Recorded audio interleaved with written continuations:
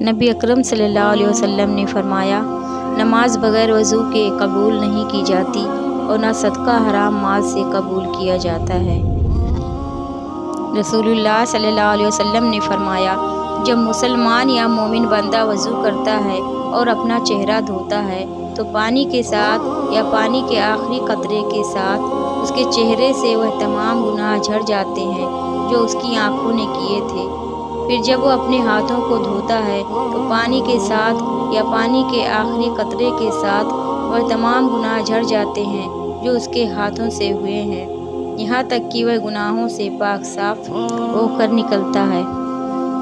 رسول اللہ صلی اللہ علیہ وسلم نے فرمایا، نماز جنت کی کنجی ہے اور نماز کی کنجی وضو ہے۔ نبی اکرم صلی اللہ علیہ وسلم جب قضائے حاجت کے لیے بیت الخلاء میں داخل ہوتے تو پڑھتے، اللہم انی اعوذ بک من الخبث والخبائث، اے اللہ میں تیری پناہ چاہتا ہوں ناپاک جنوں اور ناپاک جنیوں سے۔ نبی اکرم صلی اللہ علیہ وسلم نے اس بات سے منع فرمایا ہے کہ آدمی اپنے داہنے ہاتھ سے اپنا عضو تناسل چھوئے۔ رسول اللہ صلی اللہ علیہ وسلم نے فرمایا، اگر مجھے اپنی امت کو حرج اور مشقت میں مبتلا کرنے کا خطرہ نہ ہوتا تو میں انہیں ہر نماز کے وقت مسواک کرنے کا حکم دیتا۔ نبی اکرم صلی اللہ علیہ وسلم نے فرمایا، جب تم میں سے کوئی رات کو نیند سے اٹھے تو اپنا ہاتھ برتن میں نہ ڈالے جب تک کہ اس پر 2 یا 3 بار پانی نہ ڈال لے، کیونکہ وہ نہیں جانتا کہ اس کا ہاتھ رات میں کہاں کہاں رہا ہے۔ سعید بن زید کہتے ہیں، میں نے رسول اللہ صلی اللہ علیہ وسلم کو فرماتے سنا، جو بسم اللہ کر کے وضو شروع نہ کرے اس کا وضو نہیں ہوتا۔ رسول اللہ صلی اللہ علیہ وسلم نے اپنے ہاتھوں سے سر کا مسح کیا تو انہیں آگے سے پیچھے لے گئے اور پیچھے سے آگے لائے، یعنی اپنے سر کے اگلے حصہ سے شروع کیا، پھر انہیں گدی تک لے گئے، پھر انہیں واپس لوٹایا، یہاں تک کہ اسی جگہ واپس لے آئے جہاں سے شروع کیا تھا،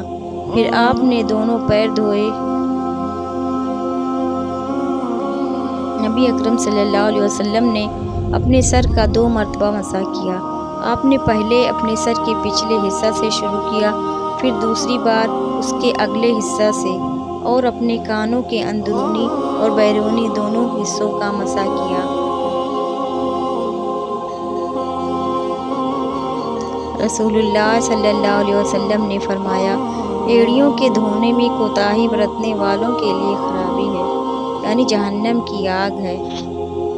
نبی اکرم صلی اللہ علیہ وسلم نے فرمایا، کیا میں تمہیں ایسی چیزیں نہ بتاؤں جن سے اللہ گناہوں کو مٹاتا اور درجات کو بلند کرتا ہے؟ لوگوں نے عرض کیا، اللہ کے رسول کیوں نہیں، آپ ضرور بتائیں۔ آپ صلی اللہ علیہ وسلم نے فرمایا، ناگواری کے باوجود مکمل وضو کرنا اور مسجدوں کی طرف زیادہ چل کر جانا اور نماز کے بعد نماز کا انتظار کرنا۔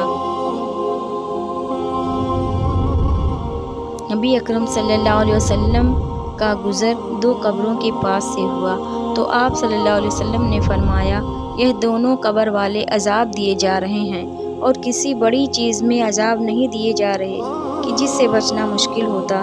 رہا یہ تو یہ اپنے پیشاب سے بچتا نہیں تھا، اور رہا یہ تو یہ چغلی کیا کرتا تھا۔